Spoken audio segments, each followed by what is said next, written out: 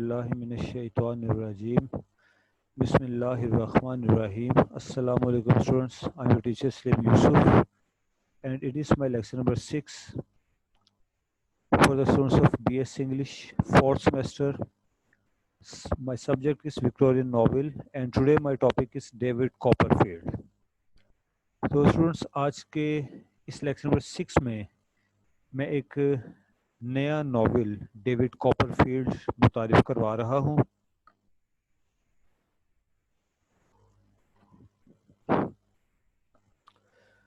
اپنی روٹین کے مطابق سب سے پہلے ہم ڈیوڈ کاپر فیلڈ کے رائٹر چارلس ڈکنس سے متعلق پڑھیں گے کہ وہ شخص کون تھا, کہاں پیدا ہوا, اس کے حالات زندگی کیا تھے, اور پھر ڈیوڈ کاپر فیلڈ ناول کی طرف آ جائیں گے.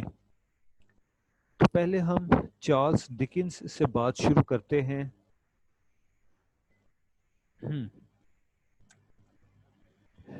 Charles Dickens was the chief among early Victorian novelists and is the most popular of all English novelists.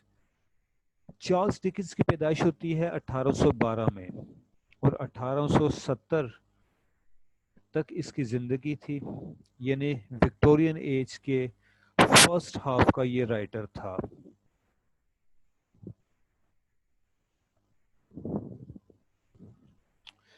اور اس سے متعلق لکھا گیا کہ Charles Dickens was the chief among the early Victorian novelist. یہ شخص وکٹورین ایج کے ابتدائی ناولسٹ میں ایک سردار کی حیثیت رکھتا تھا and is the most popular of all English novelist. اور یہ شخص انگلش ناولسٹ میں سب سے زیادہ مشہور بھی ہے. It was at the age of 25 with the publication of Pickwick papers that Dickens suddenly rose into fame. یہ اس کی ایک تحریر کا نام ہے جی, پکوک papers.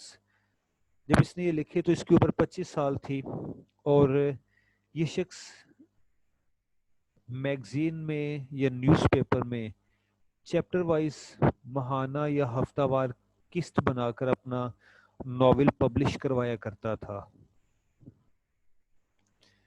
It started the famous Victorian mode of serial novels. اور اس طرح سے وکٹورین دور کا ناول ایک سیریل کی مانند شروع ہوا. جیسے کہ میں نے کہا کہ یہ شخص اپنے ناولز کو ہفتہ وار یا ماہانہ قسط کے طور پر اخبار میں اور میگزینز میں پبلش کروایا کرتا تھا. اس کو سیریل ناول کا نام دیا گیا اور اس شخص نے وکٹورین ایج میں سیریل ناول کی بنیاد رکھی which dominated the age till the end of the century. اور یہ انداز اس صدی کے آخر تک چلتا رہا.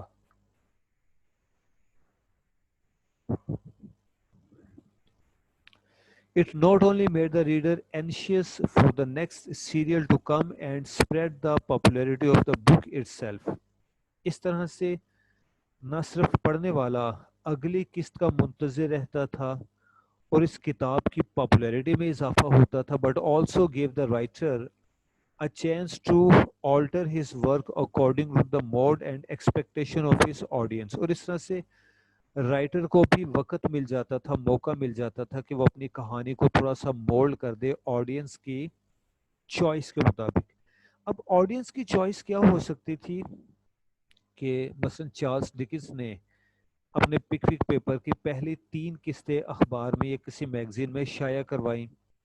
اس کے بعد پبلک کی طرف سے ایک ریئیکشن آتا ہے جو کہ اخبار میں یا میگزین میں پبلش کیا جاتا ہے, شائع کیا جاتا ہے کہ مسٹر چارلس ڈکنس کے ناول کو لوگوں نے پسند کیا یا معاشرے کے ایک طبقے نے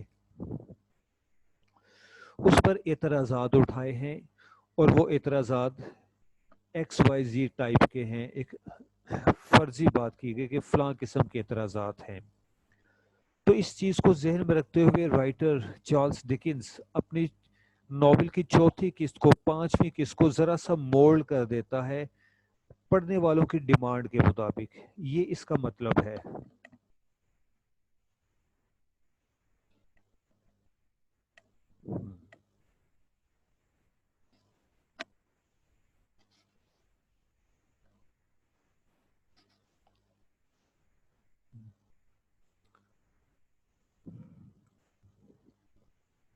دا novels of Dickens are full of pathos. اب یہ ایک اگلی بات ہے چارلس ڈکنس کے ناول سے متعلق. کہا گیا کہ اس کے ناولس میں بڑا دکھ ہوتا ہے. He embodies the inner life of man in his work. اور وہ اپنے ناولس میں اپنے کردار کی انر تھنکنگ کو ہمارے سامنے پیش کرتا ہے. یعنی اس کا کردار کیا سوچتا ہے, اس کی فیلنگز کیا ہیں, یہ سب کچھ بتایا جاتا ہے with a direct moral purpose. اور سب کے پیچھے ایک مورل پرپز ہوا کرتا ہے.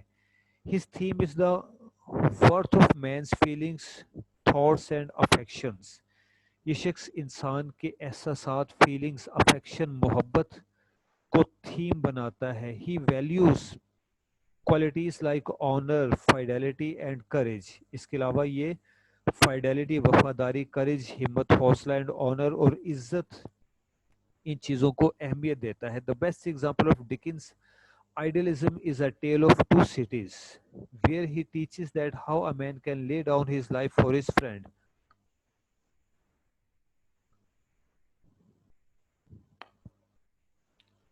اور اس کی بہترین مثال اس کا novel A Tale of Two Cities ہے, جو کہ شاید آپ کے سلیبس میں شامل نہیں. اس ناول میں بتایا گیا کہ کس طرح سے ایک شخص بہت ہی بے غرض ہو کر اپنے دوست کی خاطر اپنی جان قربان کر دیتا ہے.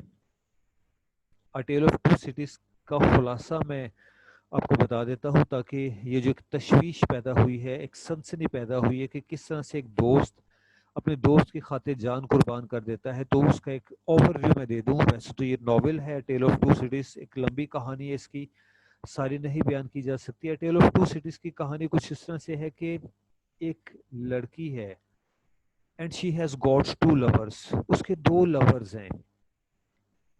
ایک سے اس نے شادی کر لی اور اتفاق سے وہ دوسرا جو کہ شادی نہ کر سکا. ان دونوں لڑکوں کی شکل و صورت آپس میں بہت ملتی جلتی تھی, مشابہت رکھتی تھی. اور ان دونوں میں فرینچ ریولوشن اپنے عروج پر تھا, انقلاب فرانس اپنے عروج پر تھا. یہ لڑکی انگلینڈ کی رہنے والی تھی. کسی کام سے یہ اپنے خامد کے ساتھ فرانس جاتی ہے اور وہاں پر اس کے خامد کو گرفتار کر لیا جاتا ہے, اس الزام پر کہ یہ تو بادشاہ کی جماعت کا حمایتی تھا, اور اس کے لیے سزائے موت سنائی جاتی ہے. جب اس کو پھانسی کے تختے کی طرف لے جایا جا رہا تھا, اتفاق سے اس دن کوئی فنکشن تھا عوامی سطح پر, بڑا رش تھا. تو اس دوست نے یہ پلان کیا کہ وہ اس لڑکے کی جگہ, یعنی اپنے محبوبہ کے خامد کی جگہ, اس کی بگی میں سوار ہوگا. اس مقصد کے لیے اس نے جیل کے گارڈز کے ساتھ کوئی ساز باز کی, ان کو کچھ پیسے دیے, یا جو بھی پلان اس نے کیا, وہ اس بگی میں داخل ہو گیا اور اس شخص کو فرار کروا دیا. اس طرح سے خامد اور بیوی کا آپس میں پھر سے ملاپ ہو گیا, اور ایک محبوب اپنی محبوبہ کی محبت کی خاطر قربان ہو جاتا ہے, پھانسی پر لٹک جاتا ہے. یہ کہانی تھی, بڑی مختصر کہانی A Tale of Two Cities کی. باقی اس میں اور بہت سی تفصیلات ہیں جو میں نہیں بتا رہا. His second great work was the first part of his novel Oliver Twist, which was published in the same year that Queen Victoria ascended the throne. اس کا دوسرا ناول اسی سال میں پبلش ہوتا ہے جب کوئین وکٹوریا نے تخت سنبھالا. In this novel, Charles Dickens published the story of an orphan and his struggle with poverty and social injustice in the early part of the century. اور اس ناول میں چارلس ڈکنس نے دکھایا ہے کہ کس طرح سے اس کا ہیرو سوشل انجسٹس اور پاورٹی, غربت کے خلاف لڑتا ہے. اس کی وجہ یہ تھی کہ چارلس ڈکنس کی اپنی زندگی غربت میں بسر ہوئی تھی, اس کا بچپن غربت میں بسر ہوا تھا, لہٰذا وہ اپنے ناولز کے کرداروں میں اپنی کہانی پیش کرتا ہے, اپنے بچپن کے حالات کا ایک عکس پیش کرتا ہے. Dickens was himself aware of his agony as a journalist. He shared the experience of his own life through Oliver Twist. اور اپنے کردار اولیور ٹوسٹ کے حوالے سے وہ اپنی زندگی کو پیش کرتا ہے. His novel entered the world of the work houses, the dens of thieves and the streets. इसका मतलब ये है कि इसका नॉवेल आम लोगों के हाथ में आता है, जो फैक्ट्रीज में काम करते हैं, जो गलियों में मारे मारे फिरते हैं, आवारागर्द निचले तबके के लोग, उनके हाथों में जाता है. It highlighted that while there was economic prosperity on one side, there was poverty on the other. इसके नॉवेल ने बताया कि अगर उस मुआशरे में सन 1800 के दौर में इंग्लैंड में एक तबका अमीर से अमीर तर होता चला जा रहा था, तो दूसरी तरफ गुर्बत थी. And while morality and virtue were champion, hypocrisy was equally a part of society. और एक तरफ जहां मुआशरे में वर्च्यू मोरालिटी अखलाकियात का जिक्र था, अच्छाई का जिक्र था, तो वहीं पर उसी मुआशरे में हिपोक्रेसी, मुनाफकत भी बराबर की शरीक थी. His works enjoyed continuous popularity and acceptance, and Dickens as a writer became famous for his wit. इसके कामों को बड़ी शोहरत हासिल हुई. Satire, social commentary and his in depth characters, इन सारी चीज़ों की बिना पर इसको बड़ी शोहरत हासिल हुई. इसके बाद इसके कुछ एक नॉवेल्स का नाम है bleak house, Christmas Carol, David Copperfield, जो कि आज हम पढ़ने भी जा रहे हैं, great expectations and are some of his other great works. इसके कुछ बड़े बड़े नॉवेल्स हैं जो कि इसने लिखे.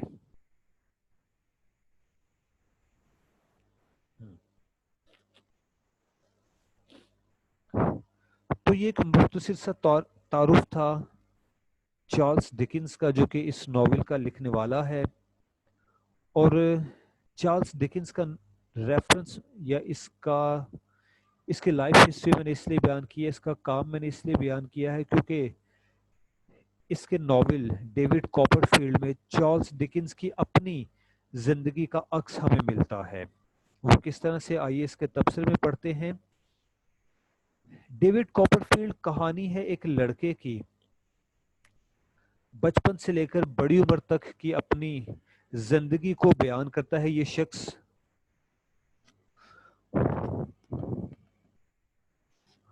और नॉवेल फर्स्ट पर्सन में लिखा गया है. ऐसा दिखता है कि राइटर खुद हमसे मुखातिब है. इस लड़के ने बचपन में गुर्बत देखी. इस लड़के की पैदाइश से 6 माह पहले इसका बाप फौत हो चुका था.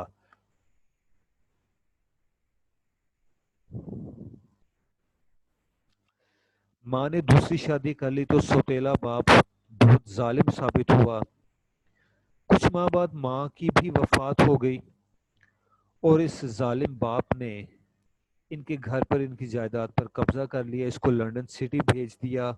वहाँ ये 10 साल का लड़का एक फैक्ट्री में काम करता है, मजदूरी करता है अपना पेट पालने के लिए, क्योंकि अब इसको घर से अखराजात खर्च नहीं मिल रहा था. बाप इसकी जिंदगी से पहले फौत हो चुका था, यानी इस लड़के के इस दुनिया में आने से पहले फौत हो चुका था.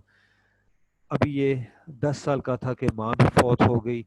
जो घर में पैसा था, जो कुछ था, उस सब पर सौतेले बाप ने कब्जा जमा लिया और इसको इंग्लैंड भेज दिया मुलाजमत के लिए. 10 साल का ये बच्चा है. तो चार्ल्स डिकिंस का अपना बचपन गुर्बत में बसर हुआ था. उसने खुद भी मजदूरी की. लिहाजा ये चीज़ वो अपने नॉवेल्स में अपने कैरेक्टर्स के ज़रिए से पेश करता है. डेविड कॉपरफील्ड इसकी एक बड़ी एग्जांपल है.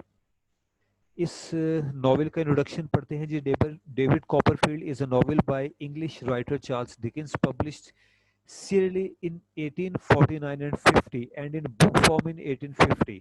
तो 1849 और 50 यानी 2 साल तक ये नॉवेल सीरियल के अंदाज में किसी मैगजीन में, किसी अखबार में पब्लिश होता रहा. और फिर जब ये मुकम्मल हुआ तो 1850 1850 में इसको एक बुक फॉर्मेट में मार्केट में पेश किया गया. ये एक मुकम्मल किताब की सूरत में आया. It is the personal history of David Copperfield. और इस नॉवेल के मरकजी किरदार डेविड कॉपरफील्ड की अपनी तारीख, उसकी ज़िंदगी के हालात का जिक्र है. The hero of the novel, जो कि इस नॉवेल का हीरो है, डेविड कॉपरफील्ड.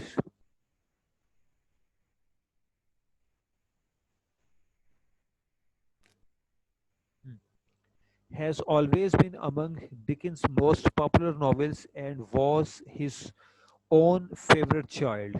कहा गया कि एक तरफ तो ये नॉवल इसके नॉवेल्स में सबसे ज़्यादा पॉपुलर था, दूसरी तरफ ये hero David Copperfield Charles Dickens का बड़ा पसंदीदा था, क्योंकि डेविड कॉपरफील्ड का बचपन चार्ल्स डिकिंस के बचपन से बड़ी मुशाबत रखता है, 100% तो नहीं लेकिन बहुत मुशाबत रखता है। वो आगे हम इसकी समरी में पढ़ेंगे। The work is semi autobiographical. इस लफ्ज़ ने सारी बात को जाहिर कर दिया। ऑटोबायोग्राफी क्या होता है जी? सवानह उम्री, अपनी जिंदगी के हालात अपने हाथों से लिख देना ऑटोबायोग्राफी कहलाता है। तो कहा गया कि इसका ये नॉवल सेमी ऑटोबायोग्राफी है, कोई 50% तक इस राइटर की अपनी जिंदगी के हालात हैं। And although the title Charles and although the title character differs from his creator in many ways. Dickens related his own early personal experiences in this novel। कहा गया कि अगरचे इसका हीरो यानी डेविड कॉपरफील्ड और इस नॉवल का लिखने वाला चार्ल्स डिकिंस, इनकी जिंदगियों में फर्क है, लेकिन फिर भी बहुत सी बातें मुशाबत रखती हैं। That had meant much to him. अच्छा जी, वो बातें कौन सी हैं? जैसे कि his work in factory, Charles Dickens ने खुद फैक्ट्री में काम किया। डेविड कॉपरफील्ड 10 साल की उम्र में लंदन सिटी में आकर फैक्ट्री में मुलाजमत करता है। हिज स्कूलिंग एंड रीडिंग, दोनों ने स्कूल में पढ़ा, तालीम हासिल की। And more curiously his emergence from parliamentary reporting into successful novel writer. तो चार्ल्स डिकिंस जो कि एक पार्लियामेंट रिपोर्टर था, पार्लियामेंट की खबरें अखबार में पेश किया करता था, इसके बाद वो एक नॉवेलिस्ट बना और फिर बड़ा पॉपुलर हुआ, उसको शोहरत, इज्जत और पैसा मिला। तो डेविड कॉपरफील्ड भी अपनी जिंदगी में एज अ राइटर बड़ा फेमस होता है नॉवेल के अंदर। तो ये मुशाबत थी जी कुछ एक। इस इंट्रोडक्शन से हमें पता चला कि ये नॉवेल राइटर की अपनी जिंदगी के हालात वाक़यात का एक अक्स है। अब आ जाते हैं इसकी बाकायदा समरी की तरफ। समरी को करनी बड़ी तवज्जो से, खुद भी आपने पढ़ना है और इसको सुनना भी बड़ी तवज्जो से है, क्योंकि समरी पढ़ने के साथ साथ मैं हालातों वाक़यात को एक्सप्लेन भी करता चला जाऊंगा, ताकि जब आप इसके इंपॉर्टेंट क्वेश्चंस तैयार करें, इसकी ऑब्जेक्टिव तैयार करें, तो आपको आसानी हो। The story is told in the first person by middle-aged David Copperfield who is looking back on his life। तो जब ये नॉवल शुरू होता है तो डेविड कॉपरफील्ड जो कि बड़ी उम्र का एक मैच्योर शख्स है, वो अपने बचपन को बयान कर रहा है और फर्स्ट पर्सन में बयान करता है, अपने आप को आई कहता है। David is born in blunder talks ब्लंडरस्टोन एक इलाके का नाम है। 6 months after the death of his father, यानी जब ये लड़का डेविड कॉपरफील्ड पैदा हुआ तो इसकी पैदाइश से 6 माह पहले ही इसका वालिद वफात पा चुका था। And he is raised by his mother and her devoted housekeeper Clara पिगोटी। Clara पिगोटी इनकी मुलाजमा थी, जो कि इस बच्चे की नर्स भी थी। तो इसकी वालदा, डेविड कॉपरफील्ड की वालदा ने और इसकी नर्स पिगोटी ने, दोनों ने मिलकर इसकी बड़े प्यार से परवरिश की। David's mother marriage the cruel and controlling mister Edward मर्डिस्टोन। एक शख्स का नाम है जी एडवर्ड मर्डिस्टोन। इससे शादी कर ली किसने? डेविड कॉपरफील्ड की वालदा ने। That evening मर्डिस्टोन्स sister also moves in and assumes the management of the house hold. That evening की जगह हम लिखते हैं इवेंचुअली।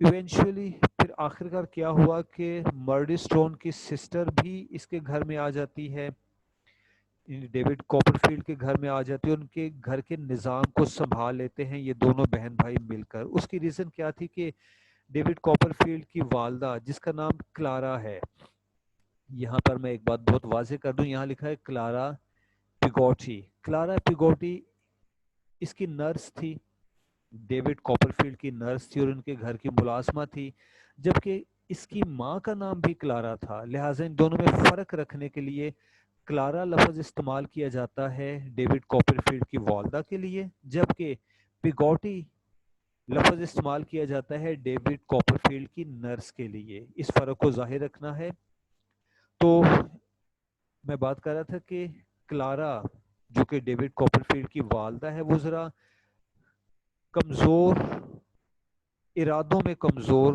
اور ذرا مدھم مزاج کی عورت تھی، لہٰذا مرڈسٹون اور اس کی بہن نے آ کر ان کے گھر کا سارا نظام سنبھال لیا۔ اب آگے کیا ہوتا ہے جی، one day Mr Murdstone takes David to his bedroom to beat him, ایک دن یہ شخص اسے اپنے بیڈ روم میں لے گیا اس کی پٹائی کرنے کی خاطر، کیونکہ بڑا ظالم تھا وہ، and David bites his hand, اس لڑکے نے اس کے ہاتھ پر کاٹ لیا اور اس کے کمرے سے بھاگ نکلا۔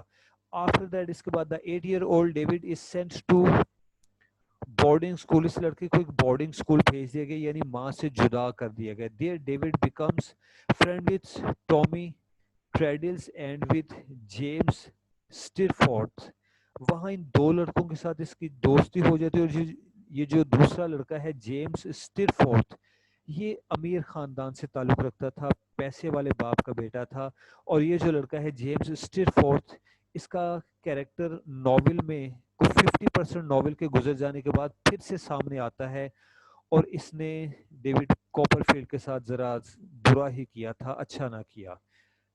سیکنڈ اپیرنس میں، فرسٹ ٹائم نہیں، سیکنڈ اپیرنس جب اس کی ہوتی ہے ناول میں، تو اس وقت اس نے اپنے دوست کے ساتھ برائی کی، اچھائی نہ کی۔ During David's second semester at the school, his mother dies shortly after giving birth to her son who also perishes۔ اس کا سیکنڈ سیمسٹر چل رہا تھا اسکول میں کہ اس کی والدہ کی وفات ہو گئی ایک چائلڈ برتھ کے دوران، اور وہ بچہ بھی فوت ہو گیا۔ David at the age of 10 is sent to work in London، اور اس لڑکے کو 10 سال کی عمر میں لنڈن بھیج دیا گیا کام کرنے کے لیے۔ 10 سال کی عمر کا بچہ بھلا ایک فیکٹری میں کیا مزدوری کر سکتا تھا۔ He lodges at the home of Mr. and Mrs. Micawber. Mr and Mrs Micawber کا کیریکٹر ابتدا میں تھوڑی دیر کے لیے آتا ہے، ان کے ساتھ یہ بچہ رہ رہا تھا، 10 سال کے بچہ ان کے گھر میں پناہ لیتا ہے، کیونکہ لنڈن سٹی میں اس کو تو جانتا کوئی نہیں تھا وہ کہاں رہتا۔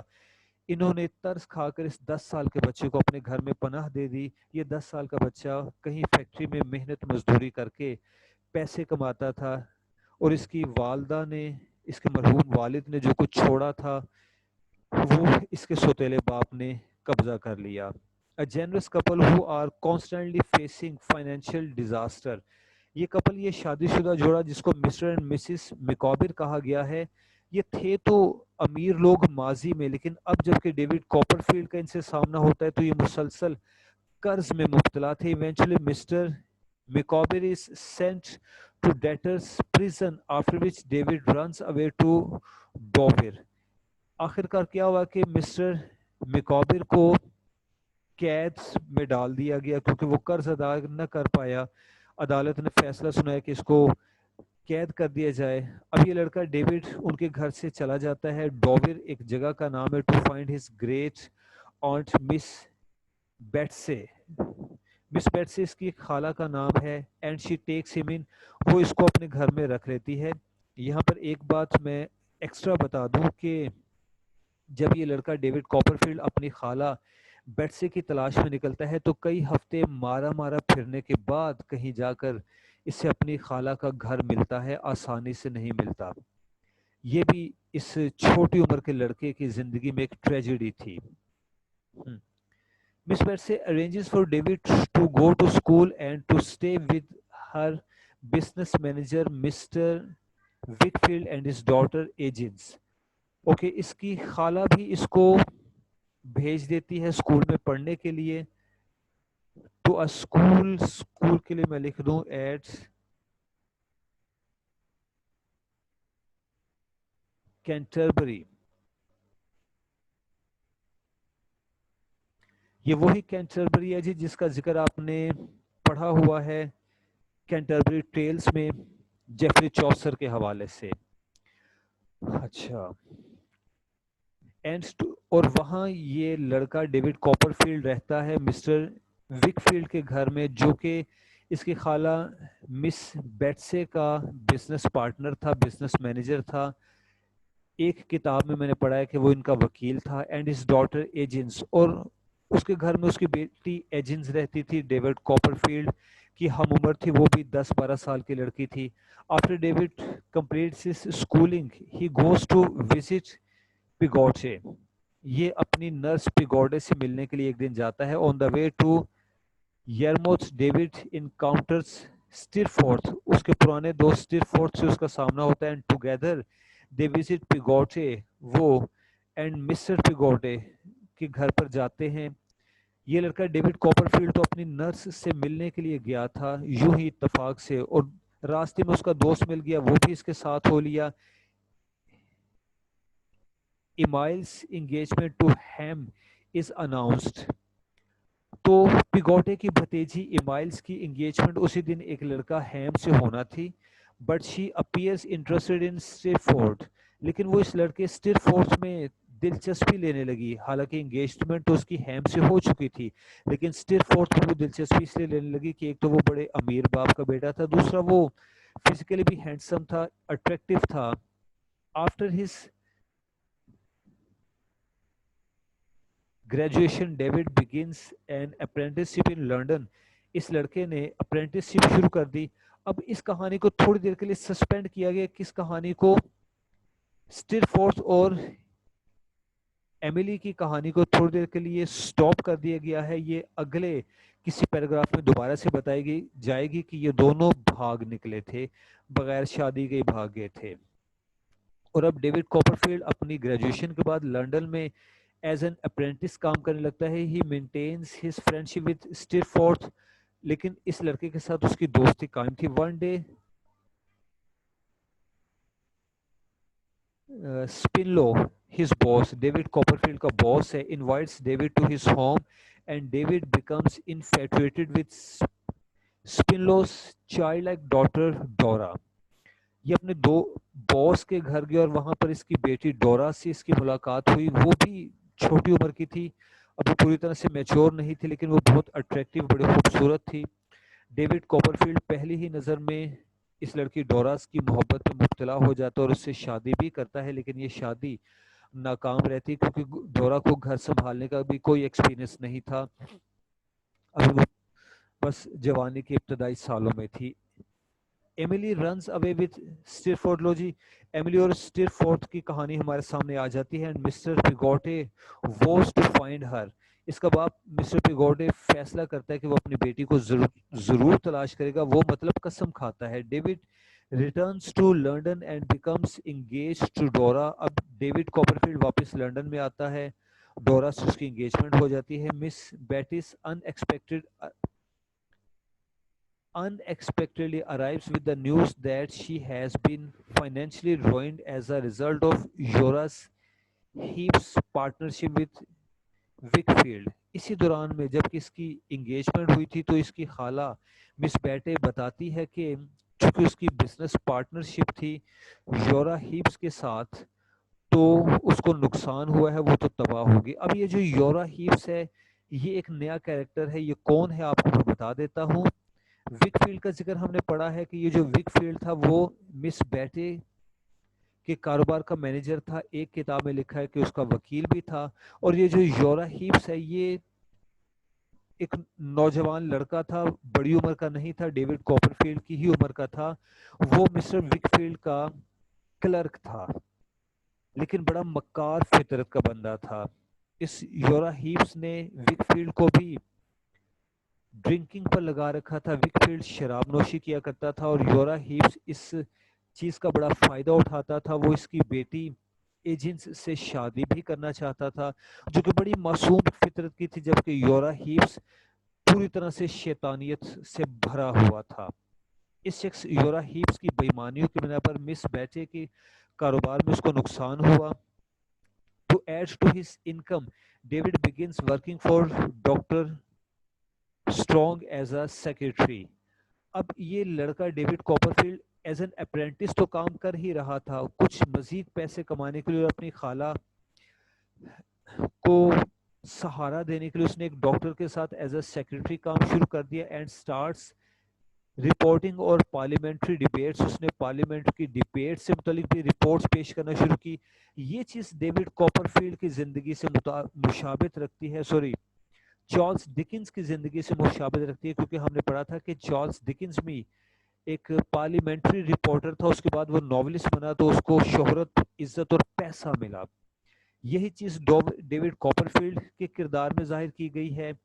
Letter he also writes fictions, اس کے بعد یہ افسانے بھی لکھنے لگا. کون؟ David Copperfield. حقیقت میں کون افسانے لکھنے لگا تھا؟ چارلز ڈکنز ناول نگار بنا تھا. اچھا جی، اب نیکسٹ کیا ہوتا ہے؟ اس کا اینڈ آ جاتا ہے.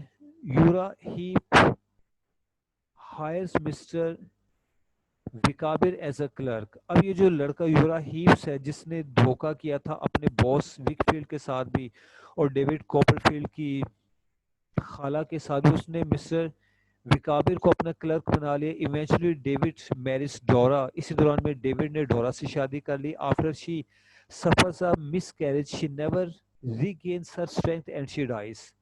تو شادی کے بعد جب پہلے بچے کی پیدائش ہونا تھی تو وہ اپنی پریگنینسی کو سنبھال نہ سکی، مس کیریج ہوئی، اور اس کے بعد وہ اپنی صحت کو بھی نہ سنبھال سکی.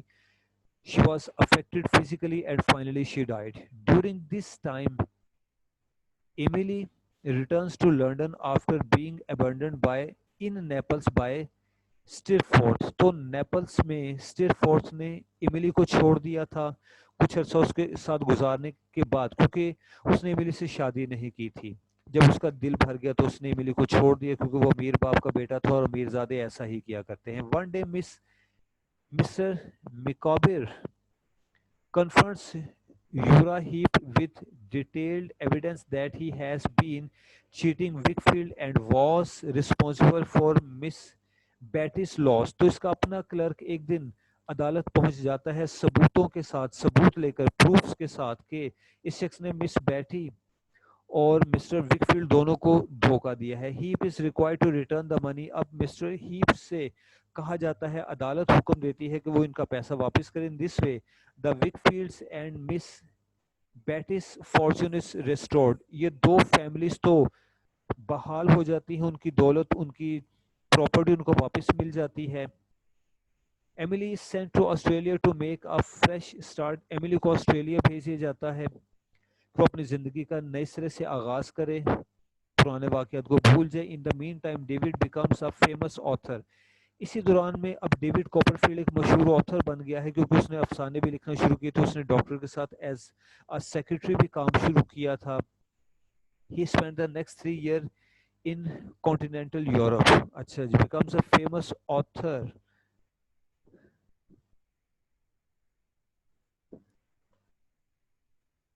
It wins.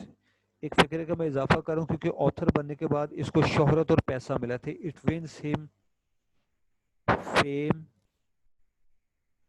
and money.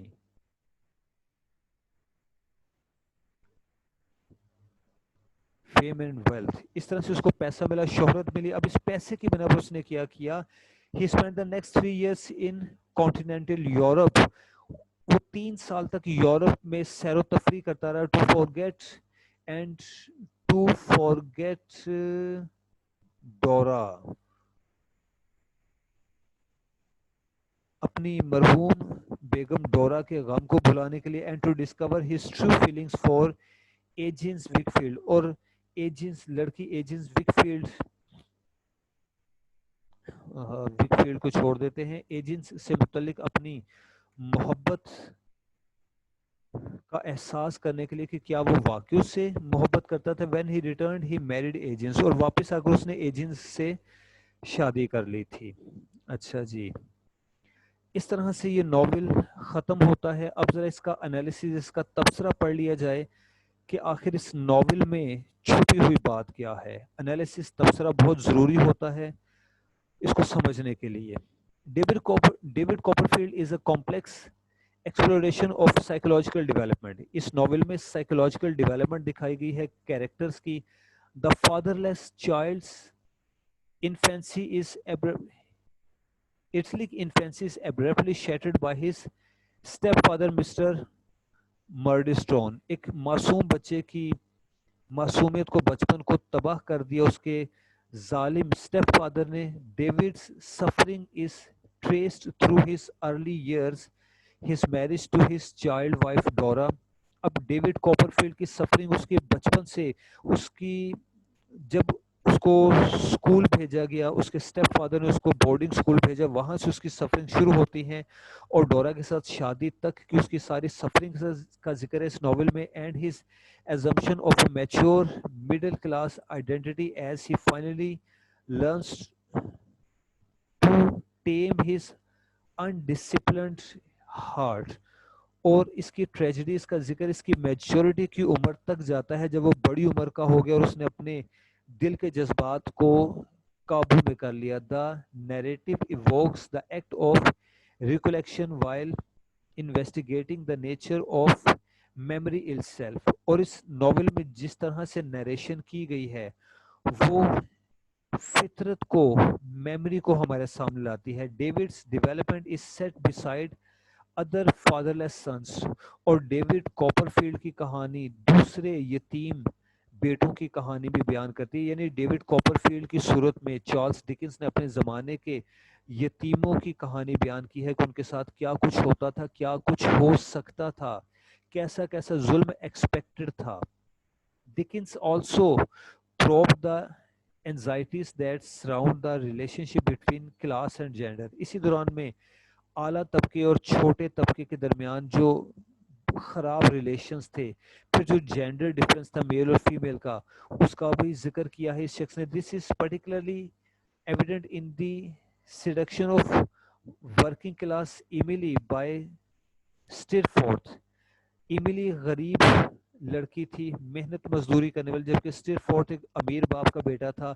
स्टीरफोर्थ ने इमिली को बहकाया, हालांकि उसकी एंगेजमेंट हो गई थी, उसको भगा कर अपने साथ ले गया, फिर जब दिल भर गया तो उसको छोड़ दिया. ये क्लास डिफरेंस शो किया गया. And in the design on the saintly agents bye यूरा heap. और दूसरी तरफ लड़की एजेंट्स जो कि सेंटली, बड़ी दरवेशाना फितरत की थी, उसको उसके बाप का क्लर्क यूरा हीप वर्गलाता है, उकसाता है, उससे शादी भी करना चाहता है. As well as David's move from the इनफेंटिलाइज्ड sexuality to डोरा. और इसी दौरान में डेविड कॉपरफील्ड खुद भी तो एक छोटी उम्र की लड़की डोरा की मोहब्बत में मुब्तला हो जाता है. उसके पीछे मुहर्रिक क्या था? सिर्फ sexuality. To the domesticated rationality of agents. और इसी दौरान में ये लड़की एजेंट्स जो कि जिसका जिक्र ऊपर भी आ चुका है, ये ऐसी लड़की है कि जो डोमेस्टिकेटेड यानी घरेलू जिंदगी की आदी है और वो घर बनाना, उसको संभालना जानती है. इन is own क्विस्ट for a family. और फिर आखिर एक खानदान बनाने की जुस्तजू में, तलाश में डेविड कॉपरफील्ड एजेंट्स की तरफ वापस आता है. ये लड़की एजेंट्स मिस्टर विकफील्ड की बेटी है, जिसके घर में ये रहने गया था जब इसकी खाला ने इसको स्कूल भेजा था कैंटरबरी में. ये बात मैं आपको दोबारा से बता रहा हूँ ताकि याद रहे. Notable adaptation of David Copperfield. Okay, इस पैराग्राफ को मैं आपके लिए नहीं पढ़ रहा, इसमें सिर्फ इतना बताया गया कि इस नॉवेल डेविड कॉपरफील्ड पर फिल्म और कहानी बनाई गई, इसको बाकायदा नशर किया गया 1935 में, 1970s में, 1999 में. 3 मरतबा इस पर मुख्तलिफ फिल्म या ड्रामास बनाकर इसको बाकायदा पब्लिश किया गया.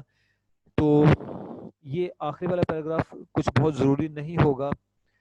तो जनाब, आज के इस लेक्चर में हमने चार्ल्स डिकन्स को स्टडी किया, उसका नावल डेविड कॉपरफील्ड पढ़ा, और इस डेविड कॉपरफील्ड में चार्ल्स डिकिंस की ज़िंदगी के जो हालात हैं उनका भी हमने एक तबसरा पढ़ा. एक सैर हासिल लेक्चर था ये, तफसील से हमने समरी को पढ़ा. अगले लेक्चर में इंशाल्लाह कुछ इंपॉर्टेंट कैरेक्टर्स और इंपॉर्टेंट क्वेश्चंस के साथ हाजिर होंगे. तब तक के लिए अपने टीचर को इजाज़त दीजिए. अल्लाह हाफिज़.